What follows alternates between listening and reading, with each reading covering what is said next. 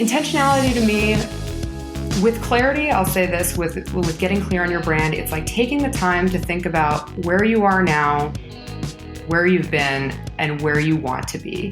It's not just putting out content to put out content. It's like, why are you doing this? Why are you building your brand? And you don't need to have like some huge, I want to change the world, make some epic impact. But maybe it's like, no, I'd like to get my voice out there or build some proof. It's like, why am I doing this? It's just even just taking a second, because I don't know how many people go day to day showing up for whatever job that they have, especially when they don't work for themselves, just heads down, not even thinking like, hey, do I like this? Or, hey, how can I don't like this, but what can I do to get where I like more?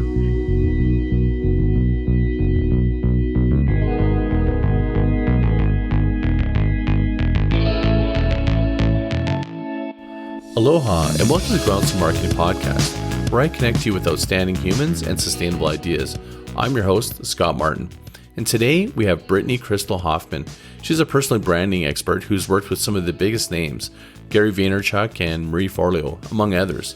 And she's somebody who I'm really excited to introduce to the show because, frankly, I actually came across her through a recommendation. My fiance had taken one of her courses around LinkedIn marketing. Actually, listening to her podcast, which is called Beyond Influential Podcast, I was absolutely blown away. I mean, Brittany really knows her stuff, and she covers off so many topics from, scaling to content management, content production, and personal branding that this episode's sure to be one that you're going to want to lean into. So without further ado, let's paddle in.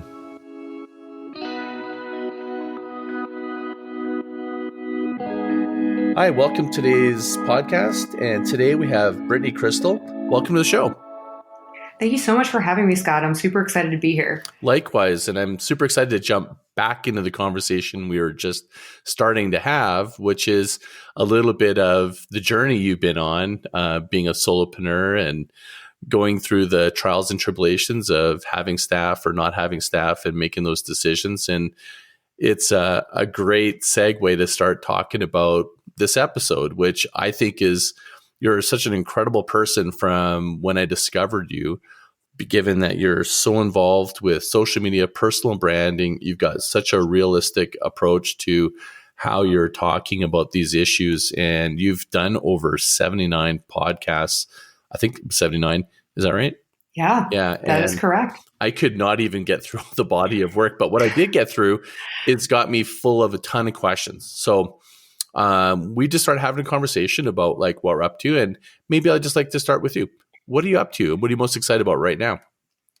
So I'm actually kind of moving out of the solopreneur thing. I kind of have my own virtual team happening, but just for context for everybody, I'm a personal brand and growth expert, and my specialty is helping entrepreneurs and the entrepreneurial minded grow influence online that gets real life results. I'm super passionate. I'm somebody, and I don't know how deep we'll go into my background, but I'm someone who, I went to law school, I became a lawyer, and this job didn't exist at the time when I was in law school, which was like around 10 years ago. And I was kind of destined for that life, and that wasn't the right path for me.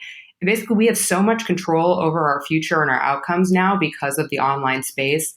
And I want everybody to be able to capitalize on that and the power of what personal branding can actually do. So you're not stuck in that rut. Like, you can transition, you can be all of these things.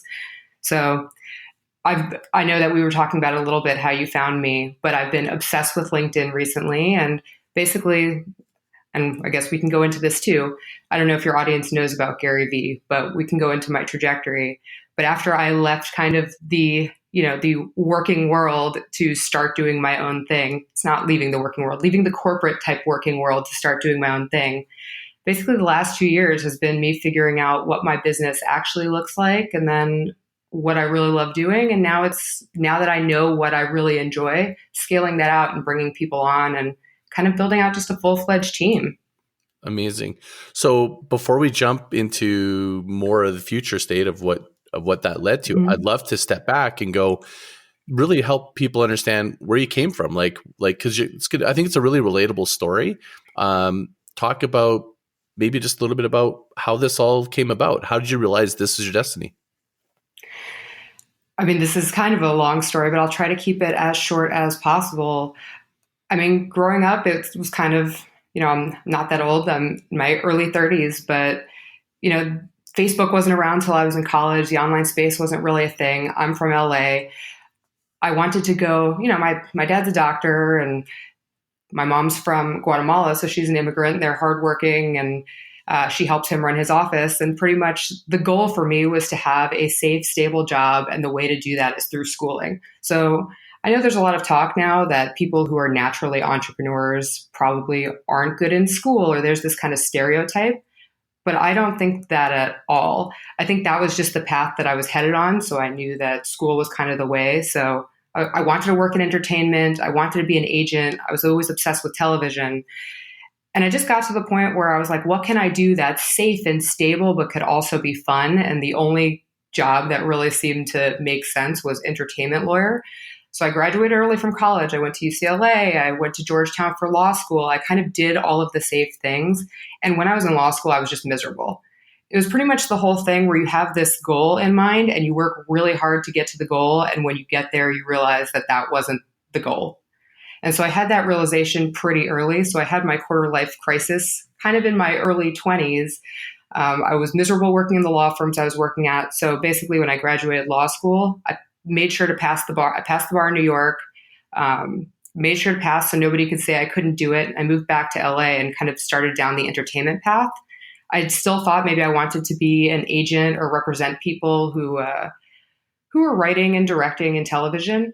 I actually always loved content production and helping people. Ultimately, I loved helping people build their brand and their personal brand, but I didn't know that's exactly what it was until now. Like that entire thing evolved. So then I went through like 4 years of worked at a talent agency, worked at a management company, worked at a large reality TV production company. And then I was working at a television network and I was still miserable. It really wasn't a meritocracy. It was a pretty nasty business. It just like wasn't for me. And I intuitively knew something about marketing and branding, but I didn't know exactly where that would go. So for me, my head was, okay, go to business school and then get a job at a big company like a Pepsi or a Nestle in marketing and branding. So as I was studying for the GMAT, my now fiance sent me he thought it was stupid I was studying for the GMAT. He's like, you don't need to go to school to be in marketing and branding. And so he sent me a Gary Vaynerchuk tweet, and this was in 2014. And basically the tweet, he was just like, look into this guy. I think you might like him. And the tweet was just saying that they're opening an LA office and, it was a jobs link. And so I went to that link and I thought it was stupid. Nobody gets a job through a website. And I picked a job I thought maybe I could get. And I started working at Vayner in August 2014. And long story short, I met Gary 4 months in at the Christmas party. He came back. We hit it off. We were on the same trivia team at the Christmas party. Came back the next month and he was basically like, you're overqualified for what you do. What do you really want to do? And then over the next few months, he was asking me if I'd come to New York, how long I'd go for. And I think summer of that year, 2015, he was like, listen, I think you know something about influence. I'm about to get really serious about my personal brand. Come out, give me a year. I'm going to be putting out my 4th New York Times, hopefully #1 best-selling book, which was the Ask Gary Vee book that ended up coming out in March of 2016. Mm-hmm. So basically in October of 2015, I treated that as my MBA. I was like, I'm going to go out there and I'm going to give this man a year. And at the end of that year, I'm going to pitch him. I still had this idea that I was going to pitch him on a startup idea. This was when startups were hot. I thought I wanted to invest his money, but I kind of knew at this point that I wanted to be autonomous in some way. Mm-hmm. Like I was having an itch to work for myself in some capacity. I just didn't know what. And so I kind of just went into it and basically was like open to whatever possibility. And after moving to New York, I fell in love with personal branding, working on his personal brand team. And we can talk about that from there, but it completely changed my outlook and frankly, my life, that experience. I bet. I mean, the sheer pace of content production is blowing me away. I mean, I don't know if you knew this. I'm actually on I'm a 4Ds alumni. So I spent a couple days at VaynerMedia, and they, in the 4D program, they kind of share the content strategy at a very high level. Mm-hmm. And I mean, just seeing the amount of stuff that he pumps out, and for you being involved in that, it must just have given you such a and insight into content syndication, management, all that kind of stuff? All of it. I had to be able to do all of it also. Like that whole system was, like I was part of building that. I wasn't responsible fully, it's a team effort by any stretch of the imagination. But like there was no system. It was a group of people, like a small group of people, like 6 or 8 of us making it up at the time, like making it up with Gary, and had to be able to do everything. I was reaching out to influencers to hold his book for free. I was reaching out to small newspapers all across the country to see if they would syndicate, blog posts I had written, as him, and all of those different things. And I just got to a point, and it was really incredible. I saw what a big difference it was making in people receiving his content. So I felt like the content was meaningful. Mm-hmm. And then I just got to a point where I think it also aligned with my natural skills. I could watch like a Gary talk, let's say. And from that talk, I knew which, 10 image quotes. I knew which article to write. I knew, which tweets to pull. And I could optimize on all the different platforms. And so when I saw how that machine was going, and I knew that he tests everything on himself, he built out, and I don't know how familiar you are with Vayner Talent, he built out the personal branding arm to his agency. And at that time, he was going to be building that. And I basically told him, I was like, I love doing this. I want to work on that because I wanted to do this for other people. Mm-hmm. And I wanted to be able to replicate it. And so after there was like a transition where I was working on Gary's team, and then I was also working on Vayner Talent on other people. And when I saw that this system worked and it worked across the board was when I realized I wanted to kind of do my own thing and use that knowledge to create something, I guess, even more broad. I just knew I had that skill set and that it was super valuable and that I could take it somewhere with me. Clearly. So one question I want to unbundle a little bit is, I think a lot of people go, I need to be like Gary Vee. And my response is like, he's got a whole team. Like he's got a complete production infrastructure. It's hard to duplicate. 100%. What's your thought? So I actually had a post about this the other day because the last few weeks of my life have kind of been, I guess tumultuous is kind of the best word for it.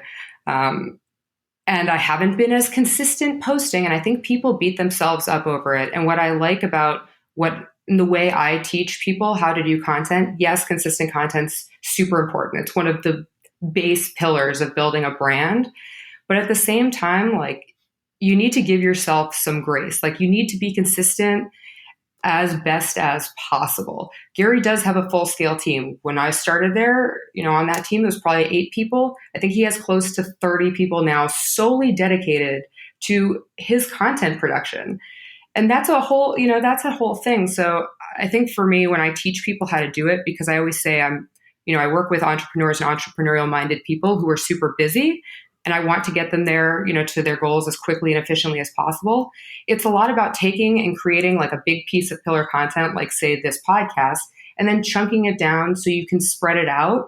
So that way you don't have to do a ton of additional work. It's about creating those systems and making it a little bit easier on yourself, because it does stress people out. I don't know how, and this is a weird thing to say, but I get it all the time. I get tons of Gary excuses for why people can't do or don't even start doing anything, because they think they either need to be outgoing like him, which is untrue. If you want to build a personal brand, you don't need to. You get to be yourself. Or they feel like, oh, they need to be putting out, Gary says it's best if I put out 5 pieces of content a day. And it's like, that's cool. And maybe that is the optimal, thing for whatever he's talking about. But that's not realistic. But people let it be like, oh, if I can't even do that, I'm not even going to put out 1 piece of content a week. And that's just not the case. You can build a brand as long as just putting out anything. I do think consistency is important. So if you can put out, I know that people have at least 1 thought a week related to their work. If you can even put out 1 post a week related to your work, or sharing an article on, let's say, LinkedIn, because I'm big on LinkedIn and I know we'll talk about that, but that's enough. Like, give yourself a little bit of space.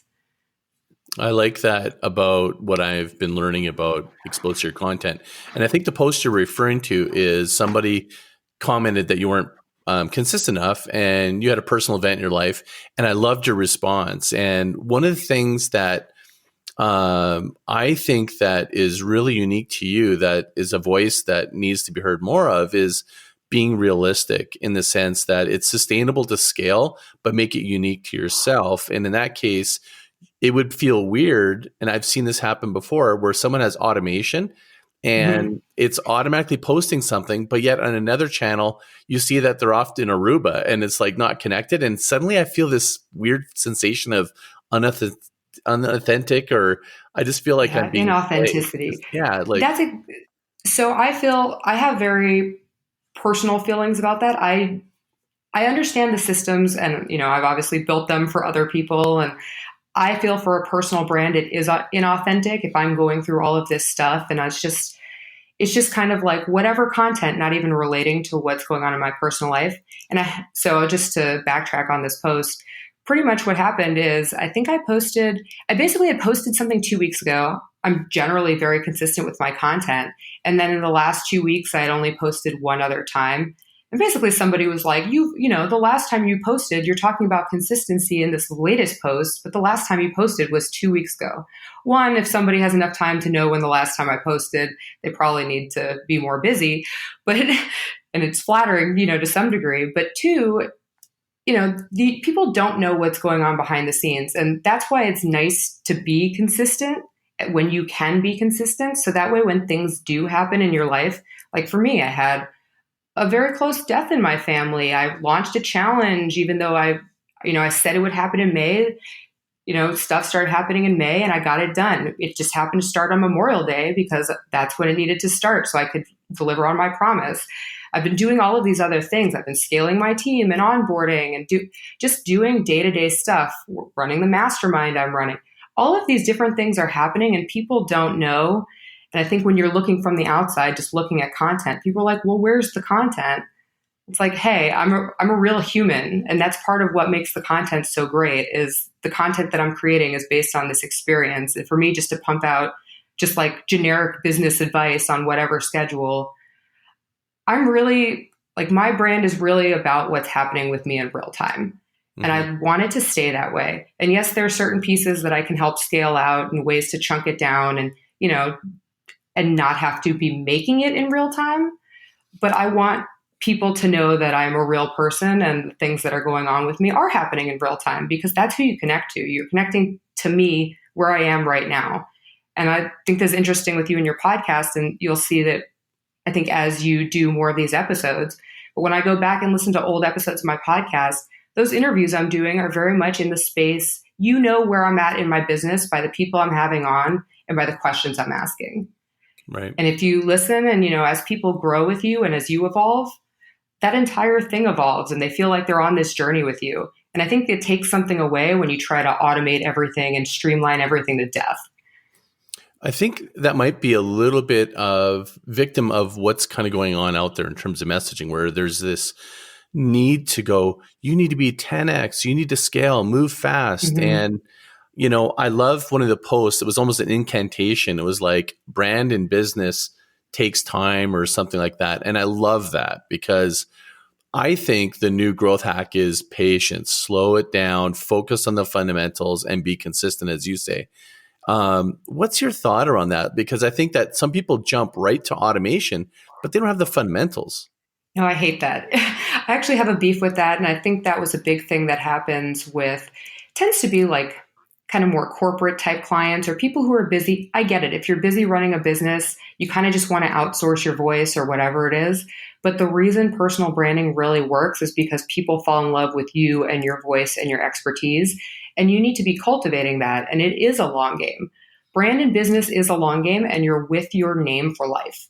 And that's how I've always been approaching it, which means that you need to start now, it always busts my balls when people are like, oh, I want to wait until my launch or I want to wait until whatever to start building brand. And it's like, no, you can't wait. You need to start building your voice now. The reason why Gary's brand why people are able to, and he has a team who is able to distribute this content in the way that they can is because his voice is so specific. Like I can think, I don't even need to talk to Gary because I know what he's going to say to my questions because I've heard him address so many different things and watch countless hours and spent countless hours around him. So he has such a defined voice that you really cannot pass off any of that stuff until you kind of have that down and people know you. Like I know that there's people who, and it's fine if you really don't have time to hire copywriters or, maybe you have an agency helping you, but at least review the copy. Like before anything goes out, it should sound like you, because I don't know how many times I've seen somebody's brand and when they've switched up copywriters, or like you know that you don't actually know them. And I think it becomes more and more obvious. People are just putting out content to put out content to say that they put out content. And that doesn't get them the actual goal that they're looking for. 100% agree. I think that I heard on one of your podcasts, you gave some really smart advice, and it was about, I believe, outreach, connecting with people on LinkedIn and treating them as if you're going to any networking event in person. And I'm like, that's exactly right. I mean, if you think that you're going to give some sort of cut and paste message, introducing yourself out of the way and start with just, using some level of automation going, hey, please contact me, download PDF. How is that even real? It's not cultivating relationships. So do you think we could segue a little bit about your work in LinkedIn? Because I think this is how we started talking, to be honest with you. And that conversation is what piqued my interest after I followed up with my fiance going, I need to talk to you. Could you share a Yeah, if little you bit of can what you're give doing in LinkedIn? context. Well, please give context on how you found me, because that's pretty much exactly how we ended up here today, is by, using LinkedIn the way I suggest. Exactly. So what happened is my fiance came into your program. I forget the name of the It's program. called the Is it LinkedIn Laws. LinkedIn Laws? And which is funny because I've been talking to my fiance for years about pay attention to LinkedIn, start building an audience, even though you're not looking to leave the university yet. Go ahead and start building an audience and connections there. And she just was reluctant to. And then she came into your program and then started absolutely going, oh my goodness, this is the most amazing thing. And she started applying the tools that you recommended, and she got instant results. In fact, to be perfectly honest, she's left the university as a direct result. She just quit her job like last week after 15 years as a result of actually getting enough confidence because of the results she was getting from LinkedIn. Thanks to you. Wow, I think I need to get a testimonial from her. Absolutely. I mean, the program has been awesome. Just for people's context, I'm not one of these people who was like, I had a LinkedIn, 10 years ago, but I would change it only to update my resume when I was looking for a job.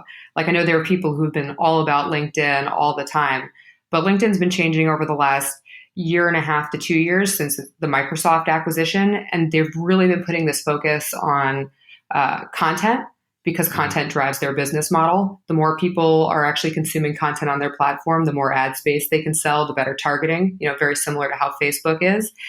And they introduced native video, and their algorithm is the most friendly. So I just fell in love with LinkedIn. I actually was building out. So pretty much what happened is after I left Vayner, I went down the consulting path, and I realized that I could only take on so many clients, and I really wanted to find a way to scale myself. So I kind of entered into I knew I wanted to create digital products so I could scale my knowledge. And I also knew that I could reach more people that way. And basically, I fell in love with LinkedIn during that time. I was actually building out a completely different course, and I stopped what I was doing to build this out because I saw what was happening. And another reason why I love LinkedIn is because, I think depending on your wife's profession, I think for a lot of people, it's hard for people to wrap their mind around like building a personal brand on Instagram when they work for, let's say, a university. But everybody can be building their brand online in a place like a LinkedIn, even the bloggers or people who do use, an Instagram. Like it's just so easy to be talking about and building that proof around the things that you do so you can transition. I think people only worry about doing that sort of thing when it's, when either they have a manager that they hate or they're miserable or some breaking point. And it's about building, like we said, the long game, building that equity up in advance before you actually need it. It's an insurance policy. It's offense and defense. So I'm so excited that that your wife did this. And I always laugh because you are never prophet in your own land. So I'm sure my parents now are like, oh, LinkedIn. Now they know what LinkedIn is. But if I try to tell my brother that he needs to be on LinkedIn, I'm sure he doesn't want to listen to me. Totally. Yeah. It's the way it is. And your whole point there is actually a chapter in my upcoming book, which is based on a proverb, an Arabic proverb called says, dig a well before you're thirsty. And I think a lot of people always wait to the last minute going, I've got a product, I've got an app, I'm looking for a job. And then they decide to build an audience. And I think some of the things that you're teaching is build, network, connect. Can you share a little bit about that philosophy and your thinking? Oh, totally. I mean, this is, similar for people who know of Gary. It's the like jab, jab, jab, right hook. It's building up that brand equity first. And it's something that I did with my podcast. So my first digital product, the LinkedIn Laws didn't launch until last October was the first launch period I went to. And I had a successful launch. And the reason being is because the year prior and the few years, even leading up to that, I was putting out the podcast at that point for around a year consistently every week, not asking for anything, that free content build, knowing that I needed to build up that trust and like show myself as an expert. So that way, when I did have something to sell, it's like, yeah, of course I'll buy from you. You know what you're talking about. People don't think about that. It's something about the computer screen, I think, for people that they don't seem to realize that this is every relationship you build online should be treated exactly the way you would treat a relationship in person. Like the way you reach out is exactly the way you want to be reached out to. And there's something that people don't get. Why do you think there's that mental barrier? The screen. I think it's the screen. I think it's the phone. I think it's just feeling like you're kind of hiding behind something. Mm-hmm. And then the ease of which you can send out messages. I think that makes people not as intentional. And really, I'm about people taking a step back and the actions. You shouldn't overthink it because, yes, progress over perfection. You want to put out, you should just put out content. It doesn't need to be perfect. Or if you have a thought, as long as it's related to your job and it's not some crazy other thought, yeah, it's okay to put that out there. But it's about being intentional with your connections, with your relationships. It's with, who do you actually want to connect to and know in real life? If you don't want to know this person in real life, why are you connecting to them? Thinking about and being mindful about what you're doing. I mean, this carries across the board for whatever it is you're doing, day-to-day life. And so just to give people a preface, I have 3 building blocks. The 3 laws are based on the 3 principles I have of branding. And it goes for personal brands. This goes for any brand. You need clarity, it's consistent content, and then community. And all of those things require intentionality. And it's all about quality over quantity. And that's what I like about LinkedIn, because now it's a quality over quantity platform. It's not about followers. You can get a lot of leeway and leverage just being very intentional. But I think that's life in general. Can you talk again about being intentional or intentionality? What is that exactly, if you can reframe that? Intentionality to me, with clarity, I'll say this, with getting clear on your brand, it's like taking the time to think about where you are now, where you've been, and where you want to be. It's not just putting out content to put out content. It's like, why are you doing this? Why are you building your brand? And you don't need to have some huge, I want to change the world, make some epic impact. But maybe it's no, I'd like to get my voice out there or build some proof. It's why am I doing this? It's just taking a second, because I don't know how many people go day to day showing up for whatever job that they have, especially when they don't work for themselves, just heads down, not even thinking hey, do I like this? Or, hey, how can I don't like this, but what can I do to get where I like more? It's taking that breath. And I think that's true with content too. Obviously, before you're posting, each post, why are you putting this out? Who is this for? Who am I speaking to? It's taking that beat. And when it comes to community, just outreach in general, I'm reaching out to this person. I'm sending a message to them. I want to interview them, or I want them to interview me. Why would they be doing this? What's the value add? It's taking that extra second of thought in whatever it is you're doing. And it just adds a whole layer of safety and honestly, people respond better when you have that personalized message. I talk about this with just whenever I talk about strategic engagement and reaching out. There should be a reason, even if it's just like, you seem interesting. Why does this person seem interesting? Do your homework. So many people have questions about how to find they know who they want to speak to, and they'll have like an ideal audience member in mind, but they don't know how to find them. And my question is, I just ask, like, have you done your homework? Have you looked at people who are similar? Have you, gone down and looked at, let's say they all would follow Gary and that's the kind of person you want to go after. Have you gone into Gary's comments and looked at the type of people who are in there? Have you clicked on their profiles? Have you seen who they follow? Have you seen what they post? It's like people don't take that extra second to make that extra step. It's like one more step before actually taking the action. And it's not that much effort. It's so not. I get people messaging me, they want to connect, and I see you're in marketing, and then I ask them a question, and they're not even. It's like they haven't even read my profile, or it's the worst. It really is. I got so many messages. You probably get this too, to be on my podcast, and the first question I'm now asking is going, "Have you listened to it?" And I'm totally. I'm surprised some people would go, "Oh, I'm about to." And I think when you and I connected, I was honest with you. I was straight up. I was like, Jill told me I had to talk to you. I want to meet you. I hadn't yet dived in. I did my cursory look, but when I messaged you, I think I was really honest about it, right? You were, and I appreciated that. And that's how I respond. I put a screenshot of this in an email to somebody. I got a connection request from someone on LinkedIn, and they had left a little slot. It was an automation that said they forgot to fill out first name. It was like, hey, first name, your profile is blah, blah, blah, blah, blah. And then they forgot to fill in something else. And it's like, why would I ever say yes to that? And I get it with the podcast a lot. And I'm actually going to record an episode on how to not only pitch yourself, but also be pitched and just how to pitch. Because you read so much stuff, and I'll get just random DMs that's like, can I be on your podcast? People I don't know me, don't know anything about my podcast. You don't do anything related to it. And it's like, do you really expect a yes? Like, what's the point of this? And again, like, it's just taking that extra second.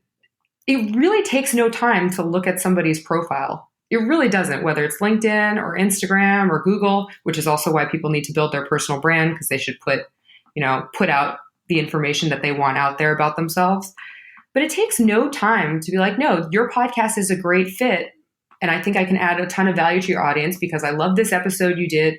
Like, whatever it is, like the difference in the amount of work for 5 minutes of work to get a yes that can actually build a relationship is insane versus destroying a relationship. Because there's so many people that I have on my list that I'm like, I don't even know how to respond to this. Like, it puts you on the no list. Doing it bad puts you on the no list, but doing it right puts you on the I want to build a relationship and make it long-term list. Totally agree. And for me, reaching out to you was classic word of mouth. The result made me go, I need to know more about this person, right? And that's the ideal. That's the dream, is that my work speaks for itself and other people, like, that's influence to me. Totally.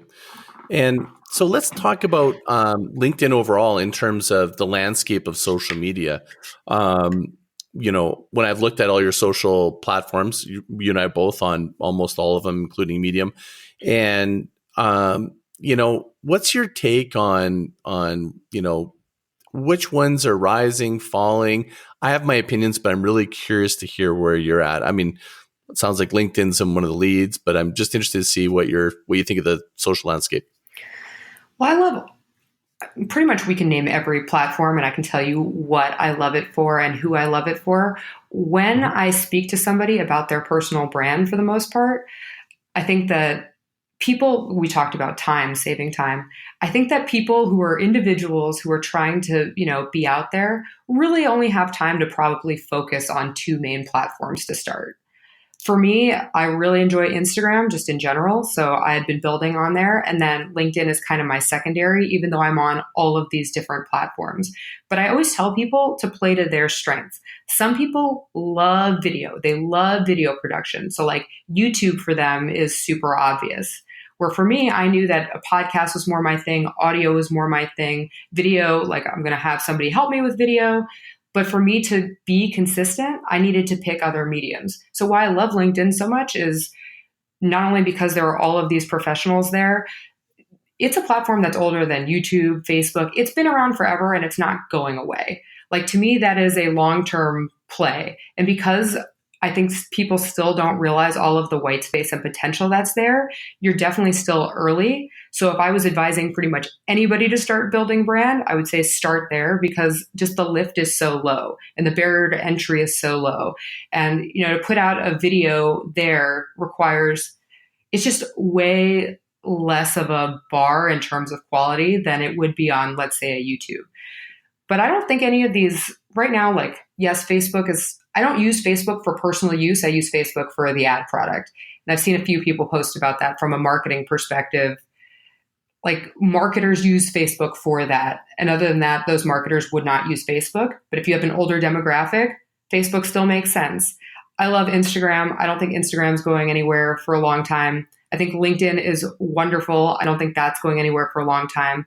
I look at platforms like YouTube and Pinterest. Those are great search engines, and those are great ways to get found and have your content have a longer shelf life. And so I like it for that longevity. I don't think those platforms are going anywhere. But it's all about being strategic in that way. Like, if you're writing an article for LinkedIn, you can obviously post that on Medium also and on your blog. So just different ways. I'm always looking at different ways you can repurpose. But when I advise people where to go, it really is about their strengths and then who they're trying to reach. And I think LinkedIn and Instagram have a lot of attention, and LinkedIn's going to be getting more attention.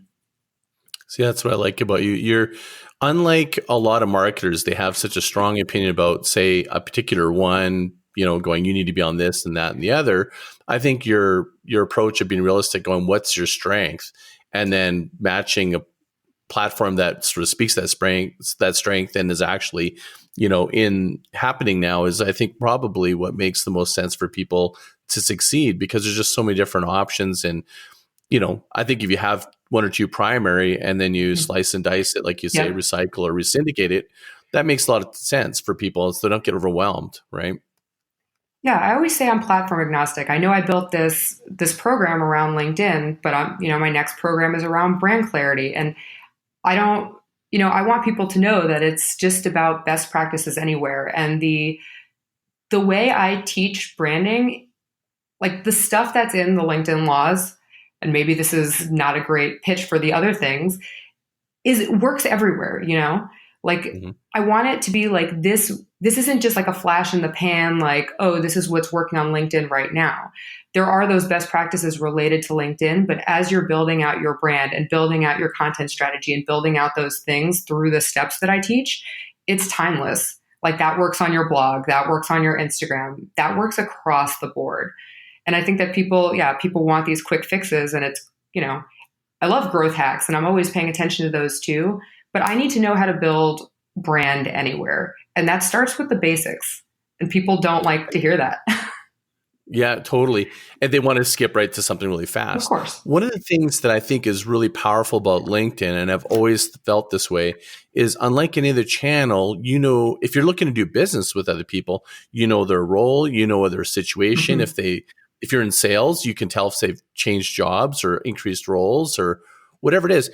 And unlike, Facebook, Twitter, or Pinterest, you don't get a real sense of what they do for business. And I find there's more uniform sort of identification of people, where on Twitter and everything, it's like, you never know, like, who this is or where they're from. But LinkedIn, it is what it is. Mm-hmm. You see exactly who they are, who they are. So I think there's a lot of power in that when you're posting content, and you can actually interact with that person, know they're from a company that you might want to talk to. Well, I always tell people it's the mindset on the platform is different. Like, people on Instagram are always trying to, you give value, and then you're trying to pitch your product. people expect it, but it's also, they're not necessarily there for that. Maybe they're there for escapism, or they don't care about your product or whatever it is. When you're connecting on LinkedIn, that even though it doesn't need to be, it's not a corporate platform, but it's a professional platform. Like 4 or 5 members drive business decisions. It is the number one platform for lead generation. And I always talk about this with people, especially who are creative entrepreneurs. It's like 44% make more than $75,000 a year. These are people who don't want to do free collabs. These are people who can actually pay you and who actually care about what you do. So it makes so much sense to just be posting content on there. And like I said, the lift is so much lower. So the frequency to get seen on Instagram right now is kind of that frivolous pace where you feel like you need to be posting and, oh my God, I need to be doing all these things to get seen. Right now, you don't have that with LinkedIn, which is why it's totally fine to be posting once a week, or, yes, is it optimal to post 3 to 5 times a week? Sure. But you just don't have that urgency. And I feel like the people are more strategic about who they're connecting to there versus like I said, a quantity over quality game, like an Instagram, where it feels like it's all about followers. Totally. Well, the consumption is different. So if you look at every channel, the intention of which someone's consuming content in Pinterest is different than Instagram, where Instagram is rapid, skim, where LinkedIn, they might be looking to learn, engage, dive in. They're going in with a different intention. Yep. They're not skimming looking for postcard pictures. They're going, what's important for me to know to help my life become better, right? Yeah, and from a strategic standpoint, this goes back to the kind of person you want consuming your content. Like, you want to be intentional. Here are people whose attention you can actually get and who are interested. So what do you present to them versus on like an Instagram? So I think intention is a big theme when it comes to branding. Okay.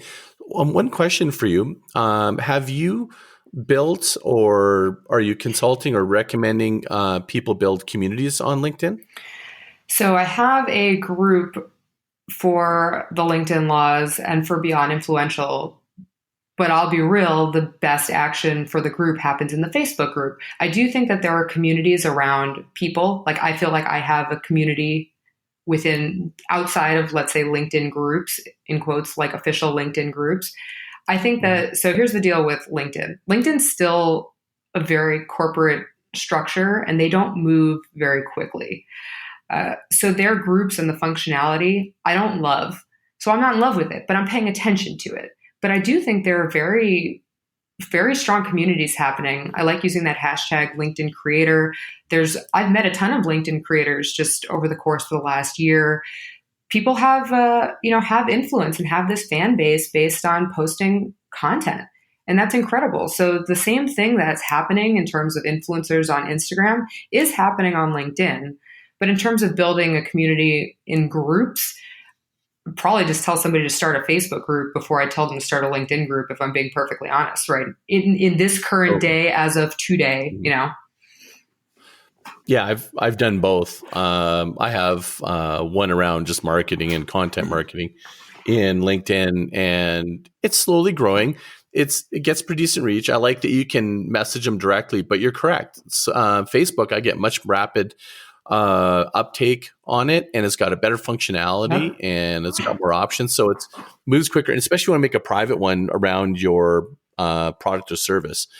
You're seeing a lot of people utilizing that today as the ultimate way to add value to subscribing. And is that what you're using your community for? Yes. And for me, I'm constantly putting content out to just build a larger community around personal branding and influence and educate. Like, again, my core message is about making sure that people know that they have so much control over their future and their outcomes. So I want to make sure that I deliver as much content and value to them as possible. So that's why I put out free content. And for me, putting out content right now just publicly on my LinkedIn makes more sense to me than making a private group to post that same content on LinkedIn. So if you're somebody that's going, okay, you guys have talked about LinkedIn, I'm on LinkedIn. How would you have them start thinking about their personal brand on LinkedIn? Without, obviously you have to get involved in your course to get the full nuts and bolts, but what could someone take away and go, look, what can I do today that would just totally impact my LinkedIn profile to get a better visibility? I mean, the easiest, most basic thing, and of course, that's always the thing people don't want to deal with, but it's Of course. having the strong profile picture, having an actual profile picture that's clear and recent and actually a good photo that you would want, out there that you'd want people to see because it is a search engine. And then adjusting the headline. I think the headline is the biggest thing. LinkedIn itself is a search engine and is searched in search engines. So it's great to make it something other than just your title, be able to put something that like very specific. Like if you do, let's say you're a videographer, but you actually do video for real estate. So it's like high end, real estate videographer, high end, like you got to give context that like of who you serve and like what makes you unique in some capacity. And you can look at, I should just put a list of some good pictures. I have some, I have some free resources on how to adjust the headline, but it should really speak to the ideal person you hope reaches you and exactly that little nugget that if this is all they see, they will agree to a connection or know that you're not for them. So that whole concept of attracting and repelling, because basically when when you connect with somebody on LinkedIn, and maybe people who are listening who don't use LinkedIn don't know that, but pretty much you see their profile picture and their headline. And so if you don't send a personalized message, which you should send a personalized message if you are connecting and do your homework to why and who you're connecting to, they're making a snap decision based off the picture and headline alone. Maybe they won't even go to your profile. So what is it that you want them to see and know up front? And I think taking that time to like really think about it and at least write it out. And here's the thing that people get stuck on is they get worried about committing to some kind of brand. You can change if you don't like your headline or it's not working for you, or you decide that you worded it a different way, or you want to talk about videography or whatever it is in a different way, then you can change it. It's like not a big deal and it's not set in stone. So just go and make sure that it's exactly what you'd want for the ideal person that you're connecting to know about you. Whether it's a yes or no, it doesn't matter. But, I change I'm constantly fiddling with mine all the time. Some people are scared to do that. Some people don't want to do that. They feel like they want to commit to one thing and they don't even bother changing it until they've hit that point. Is that the same person that has the mindset of getting ready to get ready? Oh yeah. There's all sorts of, most of what I do, I feel like is battle mindset, mindset limitations. There are some people who are just indecisive and they're constantly changing it and they have no patience. And then there's the other side of it where they literally don't want to do anything because if anything is in quotes wrong, like they're not even ready to get started. Totally. It's the same thing with growth and growth marketing, right? It's like some people are afraid to try new things and test, and some people don't let things play through. So what test is actually working, or they change two variables. It's the exact same thing in a lot of ways. And I think people need to just sort of be more, I think using your words, intentional, strategic, and create a process. And I think that's what your program does. It gives you a process to follow so you know that you're methodically actually building towards an outcome that's moving in the direction that you're headed. Is that correct? Yeah. And basically just with anybody's profile, like this is the bottom line. People have no time to waste. They should know who you are, who you do it for, what you do, why it's important.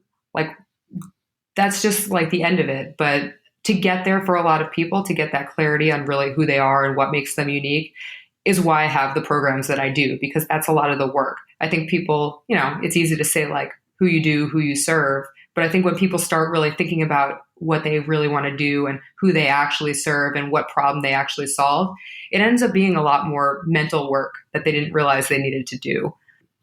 What's your thoughts on the upcoming release of LinkedIn Live, and how do you think that's going to play in the strategy? Well, I'm definitely watching that and playing with it. I know just based on the beta tests that people have been doing, it gives you the alert for within your network, but it's not necessarily growing outside.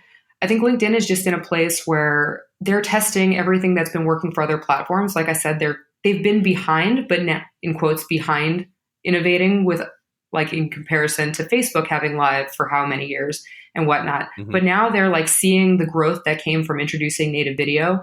So I think they really jumped on live video even faster than I thought they would.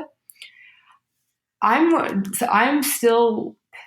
watching because I also don't know for the audience that is currently on LinkedIn if people will sit and watch live video for a certain amount of time, if it works the same as when people go to like an Instagram to watch live video or a different platform to watch live video. Are people mostly watching it at work? Right now, video on LinkedIn for native video, usually the best performing videos are, around 30 seconds to 2 minutes. This isn't like YouTube where you're going there and the best performing videos are over 10 minutes. So it's going to be a lot of trial and error to see what actually gets people's attention. And if people are willing to sit for a live, how long, your audience is willing to sit through something. But of course it depends on your business. And this is where I just don't care about being locked into something, because maybe my particular audience and the people I'm speaking to, particularly on LinkedIn, maybe they are entrepreneurial and they control their own schedule, or they are entrepreneurs who control their own schedule. So for me to do a live in the middle of the day will get a ton of traction versus someone else who speaks to a corporate audience, and that's just not the case. So I think it all comes down to being a student of the people that you want to reach. But I see it developing into a thing. Does it replay like it does on Facebook? Like, is it just play live, or does it do a replay later? No, you can go back and watch a live after it's been done. Oh, okay. Yeah, because it's so new. I haven't even thought of that. I was just thinking that right now. My concern with it is, I love LinkedIn the way it is. And when I'm starting to creep into LinkedIn in my feed is people talking about nonsense about they're having a Mai Tai on their vacation or something, and I'm worried a little bit like how Facebook, someone gets on there going, hey, I'm live. I'm, painting my nails. I thought I would see who's here. I'm a little worried that that's why I'm to LinkedIn, because what I love about LinkedIn is it's like, I want to get down to business and really make meaningful business connections. Yes, this is where I feel like everybody needs to kind of own their own space. Like I said, quality over quantity platform. It's not about the amount of followers. It's about maintaining your own environment and who you want in that environment. So if that's, if that's the kind of thing, you're connected to somebody and that's what they're posting, that seems like that's not exactly, like you're not going to be engaging with that. And you probably wouldn't want to be connected with them business-wise. So let's say you weren't connected with them in the first place. That would probably stop you from connecting with them. So this is everybody being cognizant about their own personal brands. I know some people do like posting more personal stuff. I mean, I don't want to see what somebody's eating for lunch on their LinkedIn, but I think there are people out there who might. And so if that's who those people are trying to attract, it goes back to being intentional with what you're putting out and who you're trying to bring into the world. So you kind of see what you're connected to. Like, it's about being intentional, in my opinion. Like, there are going to be people out there posting stuff that, I don't know, it doesn't make sense. And so you just don't connect to those people, or you disconnect to make sure that your algorithm stays clean and that you're connecting to the right people who it makes sense for you, So let's talk about quality. I think a lot of people are so concerned about making sure on LinkedIn or in a professional way that everything is so unbelievably polished. Do you feel that needs to be the case, or is there a certain level of minimum criteria that you see, or how do you judge that or recommend that? I think raw and real, and that's why native video has been doing so well. I think raw and real has been doing really well on LinkedIn in particular, because people were looking for something new outside of the polished corporate feeling kind of video and corporate kind of, in quotes, professional content.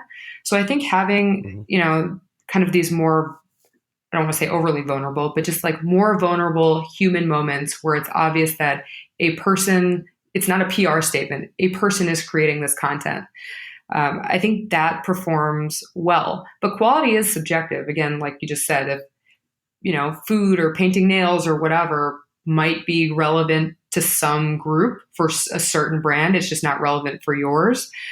So for me, on LinkedIn, it's more like this should be related and tied into what your audience would like, where you're trying to go, and you should know what value you're adding as you're posting something. It's more about being intentional, but it's not about being stuffy and worrying about every, word or comma. But again, like it's related to your work, but it doesn't need to be some overly polished thing because I just think social media takes this swing from overly curated being the popular thing to then going the other way with like a raw and real, and Snapchat came up.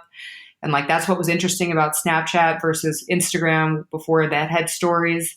And then after people go the raw and real route, it kind of swings back to curation. I think this is kind of what it is too. Right now, raw and real is doing well on LinkedIn. And then people are kind of like, oh, this kind of janky. I want to up the quality. And then you start seeing more curated videos. And then the raw and real stuff feels more fresh. And so it takes that swing back. But it's kind of whatever. Listen, it's also who your audience is. I know a kid reached out to me. I say kid because I think he's like 18 years old. And he had posted a video in his room. It was actually a well done video.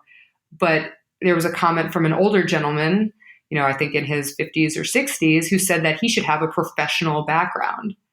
And that's that guy's opinion. And if this kid is trying to reach guys like that, then yes, maybe he needs a different setup.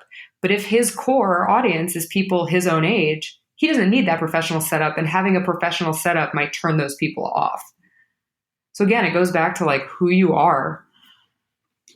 Yeah, I think what you said at the beginning of people following your journey, that's kind of one of the things I say to people is going, you don't have all the bells and whistles today, but that's going to be what's exciting is the longer you do this and you get a little better at it, people are going to kind of be along the journey with you and it's more authentic. It's a little bit what Gary Vee says, document everything, because it wouldn't be nice to know what you were like when you started to make you more relatable when you go, this is where you need to be. And you can always up the quality. Again, another thing, people worry about all of this stuff to make it so perfect, they don't put it out. If you start low, you only have, you can only go up from there. What? Yeah, totally. Everybody loves the story of overcoming, right? So, and I'm glad you used the word janky. By the way, I try every day not to use it because Jill, my fiance, says, don't use that word anymore because I use it too much. So you said it. I didn't. And I love it. I'm going to even point that out to her. It's like janky is the exact right word sometimes to describe some of the content. I mean, I love it's that the perfect word for it. Yes, it is. It's funny. I just it's one of those words that's just funny to say too, right? So makes light of it. So we should probably get close to wrapping up. I'd like to sort of wind down with your thoughts on the future marketing, the future of, making connections, building your biz, building your personal brand. Tell me where you think it's not where things are now, but what's your forecast? Where do you think things are going? I mean, I think at the end of the day, it doesn't matter where things are going because the things that won before the internet, before all of this stuff is still what is going to win now. It's knowing who you are, it's being who you are, and it's genuinely connecting with people. So whether that's AI or whatever, different things we have with apps, you're still going to need those basic communication skills. I think it all ultimately just comes down to clear communication, and people who are great storytellers and who can articulate themselves are always going to win out. It doesn't matter the medium. Doesn't matter video, doesn't matter if we're holograms, I don't care. That's just the case. Love it. I think that's exactly right. Human interaction is never going to change. The technology will, I agree. So where can people find you? You want to give us a little bit of some places to find you and follow up with you? Yeah, so if you guys want to check out the podcast, it is Beyond Influential, and that's pretty much anywhere that podcasts are found. And you can also go to my website, which would also have links to the podcast, and it's Brittany, Ttany, and then I spell Krystle because it's an unusual spelling. So it's Krystle.